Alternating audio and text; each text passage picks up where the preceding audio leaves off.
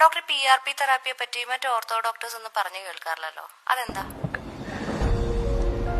എന്തുകൊണ്ട് വേറെ ഓർത്തോ ഡോക്ടേഴ്സോ വേറെ ഡോക്ടേഴ്സോ റീജനറേറ്റീവ് മെഡിസിനെ കുറിച്ച് പറയുന്നില്ല, ഇല്ലെങ്കിൽ അത് നിങ്ങൾക്കറിയില്ല? ഇതാണ് വേറൊരു ഡൗട്ട്. ഞാനിത് പ്രാക്ടീസ് ചെയ്യാൻ തുടങ്ങിയപ്പോൾ it was almost 7 to 8 years back. 7-8 വർഷം മുന്നേ ചെയ്യുമ്പോൾ ഇതിനെക്കുറിച്ച് ആരും കേട്ടിട്ടില്ല. ഞാൻ സ്റ്റാർട്ട് ചെയ്യുമ്പോൾ എനിക്ക് കുറേ റെസിസ്റ്റൻസ് ഉണ്ടായിരുന്നു.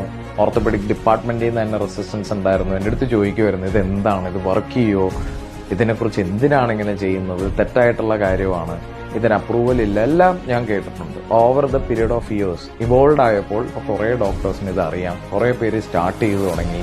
ബട്ട് സ്റ്റിൽ ഇതിന്റെ അവയർനെസ് വളരെ കുറവാണ്. ഇത് പ്രാക്ടീസ് ചെയ്യുന്ന ഡോക്ടേഴ്സിന് മാത്രമായിട്ട് ചുരുങ്ങുകയാണ്. അപ്പോൾ എൻ്റെ ഉദ്ദേശവും അതാണ്, ടു ക്രിയേറ്റ് അവയർനെസ്.